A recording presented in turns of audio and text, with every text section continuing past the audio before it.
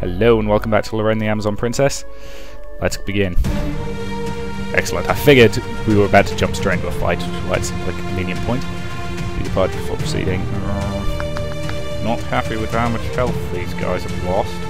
In fact, generally the whole party is looking a bit iffy. But I feel like I'm going to need my mages, so here we go. Oh, he's the only one who's fighting, okay. In which case, what's he weak to? He's weak to water. Darn. Ah, but he's weak to poison. Okay, Alphysmo, healing. Lots and lots of healing.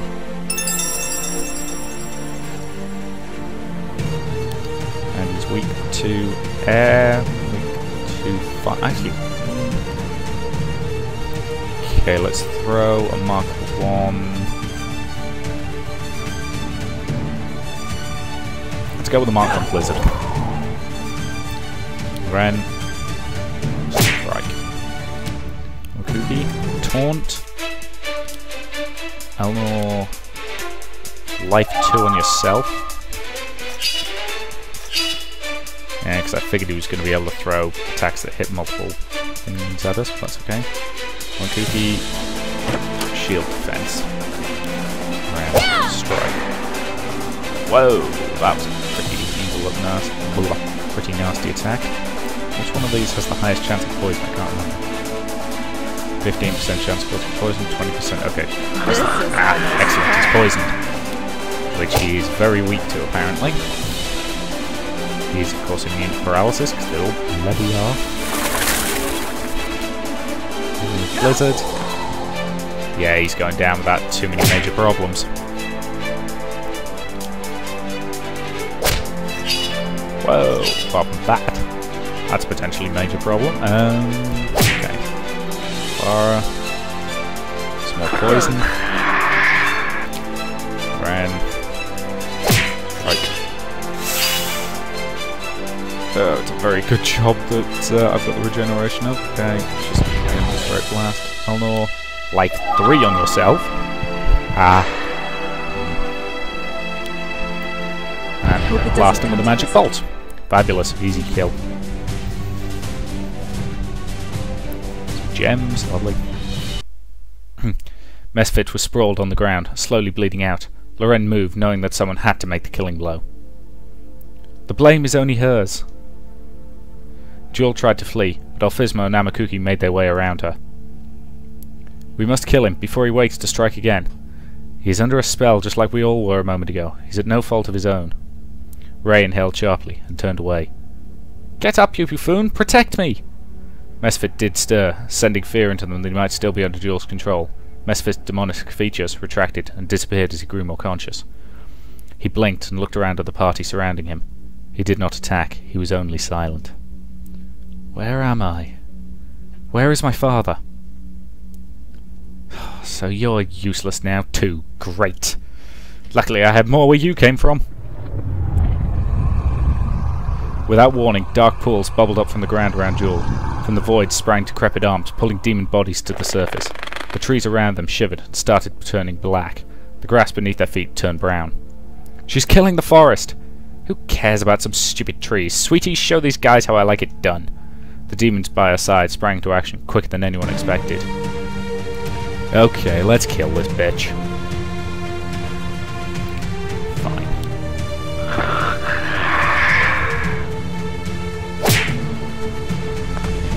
That the best you got? Seriously?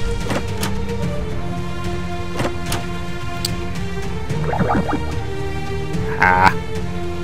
Easy peasy. Right. Critically damaged by a rock. Which one's that? That's shattered. I'm sure I've got something that inflicts shattered. Yeah, it's that one. Looks useful. This may hurt a little. Oh, well, worth a shot. Oh, it's an earth demon, so it's resistant to it. Anyway. Yeah, bother, she's resistant to everything. Oh well. Let's focus on taking out the front row then. Disgusting. There. I'll paralyze one of them.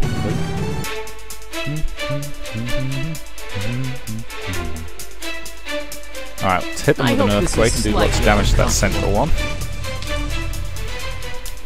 Because then... Wow, she can do a lot of base damage against that thing. I mean, seriously, that was a lot of base damage. Yeah, strike the one that's not paralysed. Admittedly, it might be... Yeah, let's try and kill the one that's...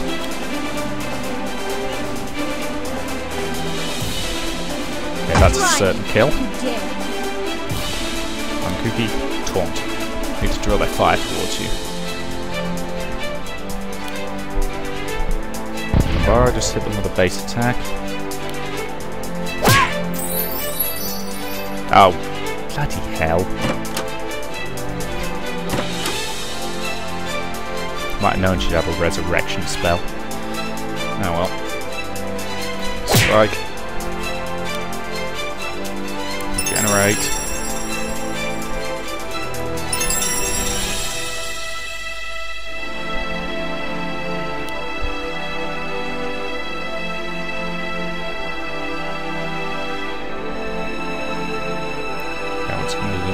She's kind of resistant to everything, so I'd be tempted just to go for something I know is going to injure the front row. So let's open some fireball and just throw massive amounts of raw damage at them.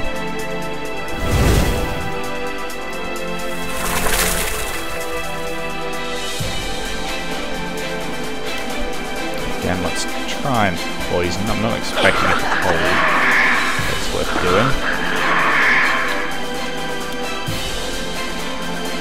Do maximum damage to him. This is your end.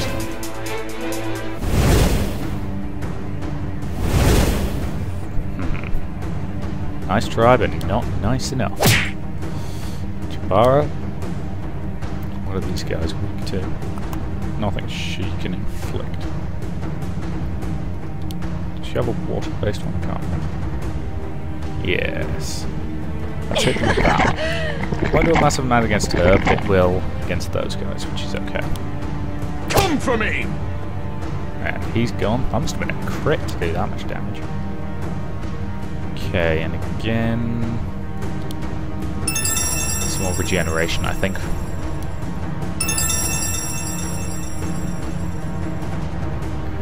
Loren gets a move. She's injured, but not critically. Try me. Let's try and do a lot of damage to that guy.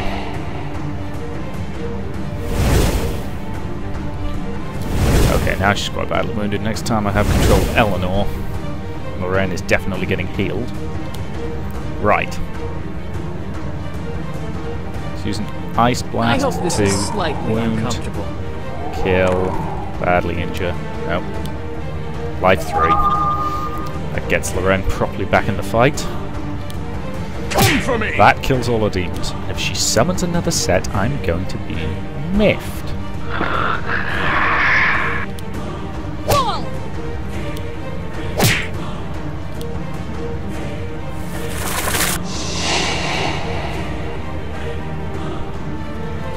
Good, she's not stupid enough to summon more demons. Earthquake. And she's dead. Down you go. Jewel's necklace. Unique jewellery. Huh. Don't know what it does. Let's level up Alphysma. And excellent, he gets another spell. So let's get him... Flood. It's good to have variety. Some more points in will. Actually, I probably ought to give him some strength points just to up his health a bit, but oh well. I'll try and remember that for next time. Jewel shrieked, so high-pitched that they had to cover their ears in pain. Her voice then gave out, and so did her last ounce of strength. The demon succubus crumpled to the ground. Yes, I have stopped the succubus. I'm probably going to have to level a bunch more people up now. Yes, I am. That's kind of good, but it's also kind of great, more leveling up. More points of strength, good.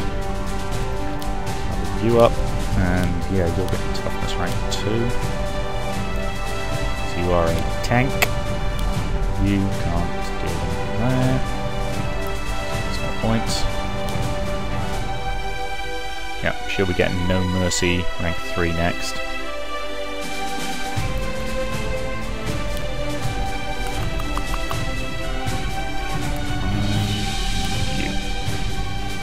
And I'll also get the achievement of having someone with level 50.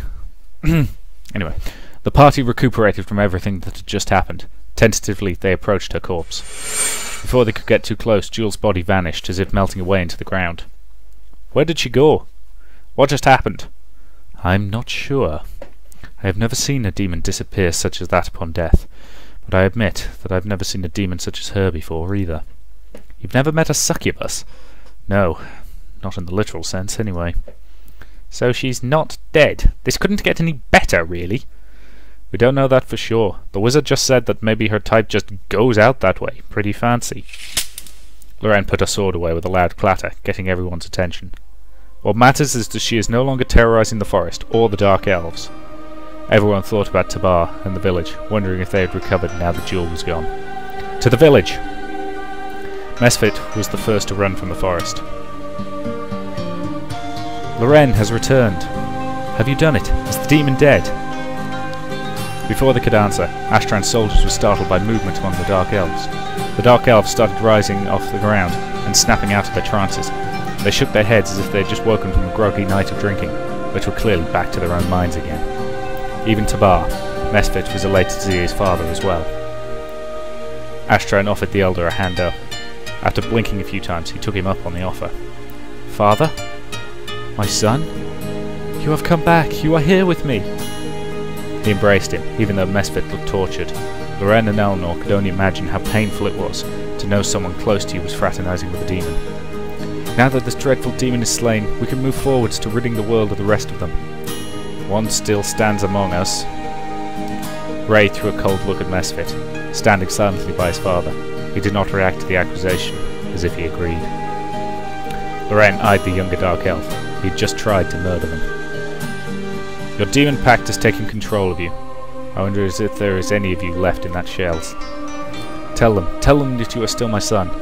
Mesfit raised his chin up, but his eyes were wrought with grief. Tell them. But he continued to say nothing.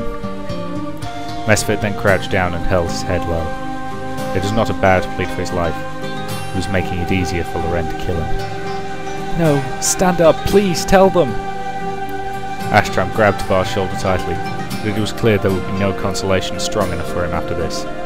Loren was sympathetic, but her logic told her that he was a danger and a demon. He was asking to be put out of that misery.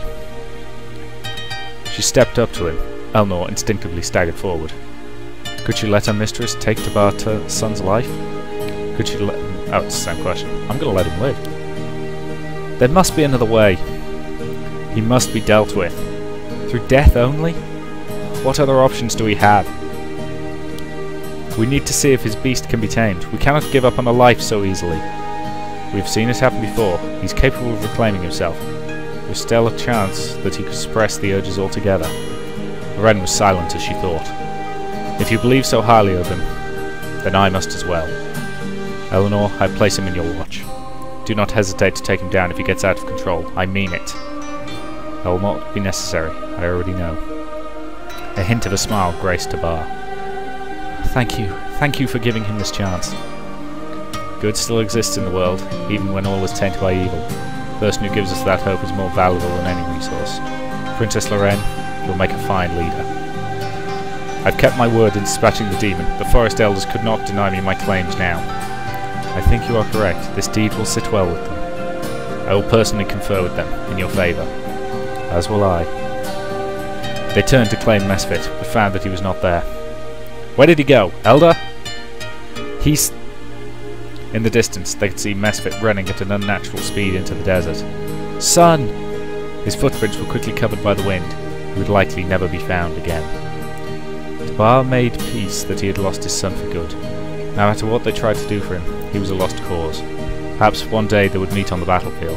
Perhaps they would fight, and Mesfit would be slain. Perhaps it would happen too fast for them to even realise that it was him. The demons had claimed too much already, and Loren knew then that she was willing to put her own life on the line to keep them from claiming more. I still think I did the right thing. Both Jewel and Kroll were now dealt with. Loren needed to return to the citadel to complete her takeover. Excellent. I do love a good period in camp. Nope. Even if he's got nothing to say. He's got nothing to say. He's got nothing to say. He's got nothing to say. She's got nothing to say. Nothing to say.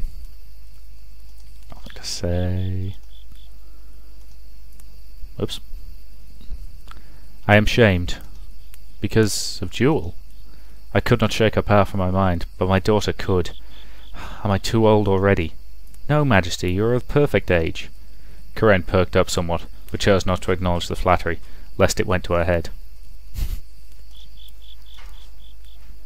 Nothing's new with him.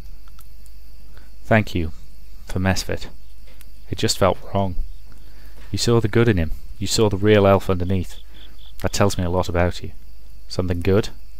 Something very good. Thank you again. Ray was glaring at Elnor from across the camp. Finally she approached Ray. You're acting childish. Ray huffed and crossed his arms. He's out there still, right now, killing, destroying, who knows? He's a demon, Eleanor, and you let him walk away. I won't apologize. I'm not a murderer, and I wasn't going to watch Mesfit be killed in cold blood. Ray shook his head and walked away from Eleanor. Again, that's another one where I can understand why he's pissed. You know, he's got reason. I disagree with those reasons, but I can understand them.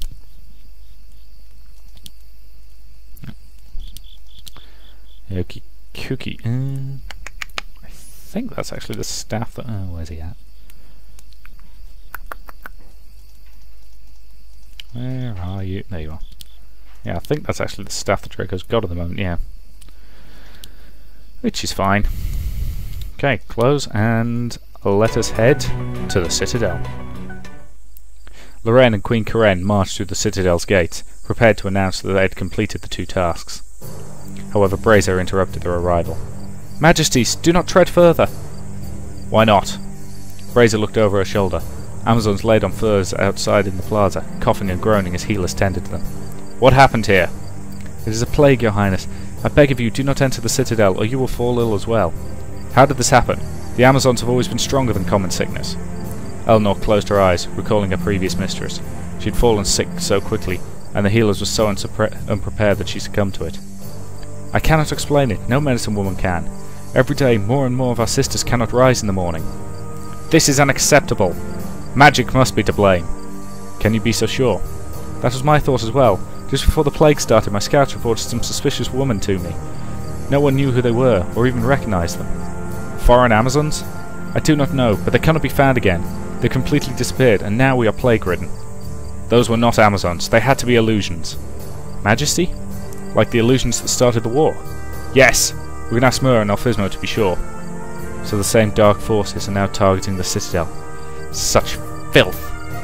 Shall I consult with your magic experts, with all I know? Yes, speak with the druid and the archwizard. Brazier saluted and left. Loren watched the sick Amazons from a distance. She was not used to seeing her sister so weak. She could not even enter her own home. Loren clenched her fists, swearing vengeance. Bio-warfare, the nastiest form of warfare. After deliberation, Alphysmo and Mur approached Loren. We have learned what we could from your scout commander. Indeed, illusion magic may have been at play to infiltrate the citadel. But what's more, the sickness itself runs deeper than any healing magic. It's not waging war on their bodies, but on their souls. What? What does that mean? This plague is the work of dark magic, and that is outside our realm of knowledge. Lucky for you, I'm here. Loren spun around to see Chambara making her way into the conversation. No one thought to ask me about dark magic. Anybody? We were about to? Oh, I'm sure. I will ask. Chambara, can you help my people? I might. I'm pretty good at making potions that cure this sort of stuff. But my potion book is back at my house. In the swamps? Then that is our next destination. Really? It was that simple? Only your entire race needed to contract an evil disease to get you to take me back home. Why didn't I try that sooner? Mur sighed, and Alphysmo grumbled under his breath. Find a way to cure the plague. Back to our hut. After a brief period in the camp. Loren had been too busy the last few days. She'd been so engaged with everyone demanding her attention, her opinion, her orders, her presence. Being the leader of the Grand Army looked to be more than any one person could handle, yet she handled that burden as if it was completely natural to her. Eleanor deemed that Loren would make a good queen, but Eleanor could do little to help her mistress, other than have a fraction of Loren's work delegated to her. But for many things, there was no substitute for the real Loren, and Eleanor watched her wind down slowly after each one. No one dared remark on the dark bags forming under Loren's eyes, but to Eleanor it was painful to see her once beautiful face laden with such exhaustion. The sudden impulse to reach out and caress Loren's face, to take her by the hand and pull her to a warm bed, was growing stronger each time Loren saw her. Eleanor would feel electrocuted by her own thoughts, even as though they were enticingly pure. She just wanted to take care of Loren, but she felt ashamed even to admit that. Loren called for Eleanor to the cliff of a ravine where the army was forming below for a debriefing. All of the generals were lined up, looking down. The first thing Eleanor noticed was Loren rubbing her eyes. She had gotten no rest yet. Further into the meeting, she saw Loren sway forwards. It was enough to alarm Eleanor into reach out, to keep her from simply falling off the cliff. Loren startled full attention. Wonder why Eleanor's arm was before her. There's a tree stump just behind you. I cleaned it off for you. Loren looked back, tempting, and then she saw that everyone else was standing. Don't be ridiculous. The meeting continued, and Loren's wavering continued. In a drastic move, not knowing what else to do, Eleanor dropped to the ground and moaned loudly. Oh no! Oh no, my stomach! Everyone, including Loren, perked up and turned to her. She pretended to wallow on the ground. I feel as if I'm dying. Eleanor, you're hurt? Get her a doctor immediately. No one is allowed to die in my debriefings. Before Eleanor could stand to fake a limp or similar, she was hoisted into the air by Loren, carrying her in her arms, but she could not object, since she was feigning illness. Loren quickly rushed her to a medical tent, and her brain rushed wildly, trying to think if she should continue the act or confess to Loren, but considering how seriously she was taking this, it was probably too late for her not to be mad. So Eleanor allowed Loren to enter her into medical care. The doctor approached her and started questioning her about her stomach problems, prodding her indelicately. Loren stood next to her, invested in what the doctor had to say. Eleanor was completely surprised by this behaviour. She had not expected Loren to be so concerned with her health. The doctor, however, was obviously suspicious with Eleanor's lies, but Loren's intimidating look forced him to complete the diagnosis as usual. While the doctor was gone, Loren finally treated herself to the seat next to Eleanor. Shame grew on Eleanor every second that she continued the ruse. She had only meant to keep Loren from falling asleep in a very dangerous place. Eleanor cursed herself. She didn't want to worry Loren any longer. Eleanor decided to tell the truth to Loren, even if it meant her being upset with her. Something fell onto Eleanor's shoulder. She jumped and looked over to see Loren's head tucked on her shoulder. Her entire body slumped against Eleanor's. The Amazon was heavy, especially on an elf, but the calm breathing coming from Loren was more than incentive enough to act as her pillow. Eleanor could not help but smile. Loren was finally getting the sleep she needed. The doctor approached loudly, and remarkably Loren did not stir. Eleanor put a finger to her lips to hush him. He got the idea, and left them alone. Eleanor leaned back slowly, as not to wake Loren, and to get comfortable to allow Loren her much-needed respite from her grueling duties. She could feel Loren's chest rise and fall, and the hot air that spilled from her slightly parted lips as it fell against her arm.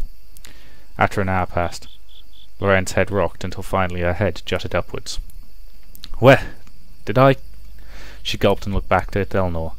The look of her realizing she fell asleep was not that much different from that of utter horror. Loren quickly looked away. She had never done something so casual in her life. She was devastated from her lack of decorum, but also from burdening someone else. It's all right. I know you needed it. It is most definitely not all right. I'm deeply sorry for inconveniencing you. Loren stood, but could not face Eleanor, which was for the best for both of them at that point. Their faces were both turning too red. It was no trouble, you have to believe me. After a very long pause, Loren attempted to look over her shoulder at her. How are you feeling? Very good, thank you. Good.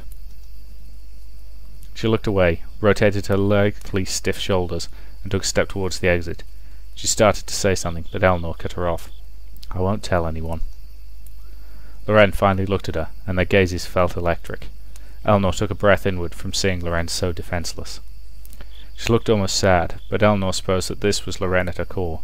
Beyond the hard exterior there was a woman, and it was clear that that woman had never once depended on anyone. Loren broke the look and ducked out of the tent.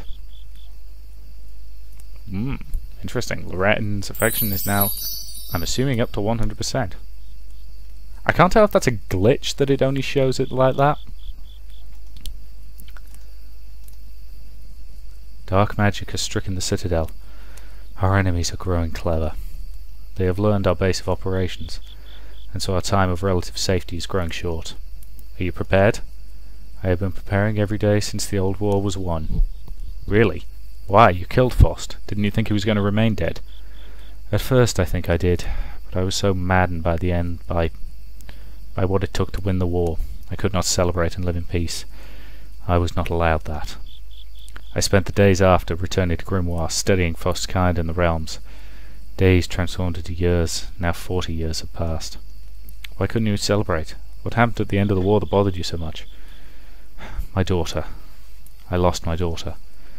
Was I supposed to celebrate after having her ripped from me? I had to know what happened to her. I had to find out what I could do to help her. She died. No, I cannot give up hope. Now again, that conversation feels like it should come before you do his loyalty quest, but because I tend to be very punctual when loyalty quests turn up, you know, I tend to bomb through them pretty sharpish. Okay, he's got nothing to say. He's got nothing to say. Sorry if you can hear me adjusting my headset slightly. She's got nothing to say. What are your thoughts on being dead? You know how I feel. It's not so bad. Of course, being a necromancer, it's the same for any who believe in life after death. Elysium, was it? If you believe such a paradise exists, you're like me.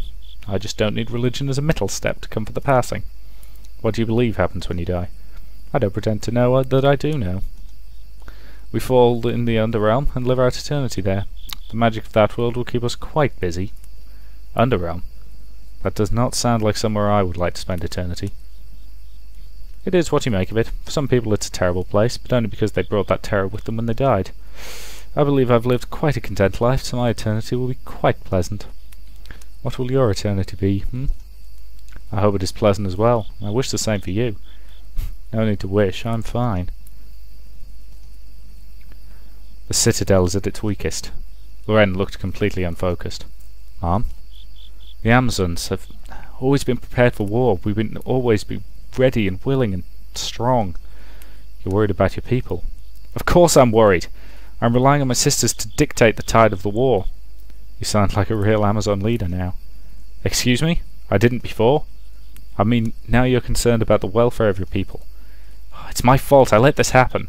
I should have been there. I could have stopped whoever poisoned us. I could have killed them right then. It's not your fault, Loren. Don't blame yourself. I can if I want to. You would have gotten ill like your sisters if you had been there. Instead, you are healthy so that you may help them. Loren looked away, conceding that she would have gotten sick if she was at the citadel, but secretly believing that she would have killed the rats responsible before they poisoned anyone. Classic paranoia. How could dark magic befall the Amazons? Mom? I'm speaking to myself. I apologize. This is the first time I've seen the Amazons so vulnerable. It will be alright. We're doing everything we can to cure them. The citadel has always existed in isolation. Now that our gate opens regularly, we have opened ourselves to this sort of attack. The citadel needs to keep its gate open. We have seen the world, and this is a wondrous place. But the Great Mothers, you are the Queen. Can't you change the laws? I can.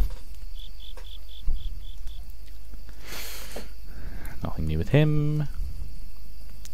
Nothing new with her. How have you been enjoying your time with us so far? I must say it's been rather enjoyable. At first I thought this excursion would be like my mercenary work in the past, walking long distances and shooting away the vermin that step in our way.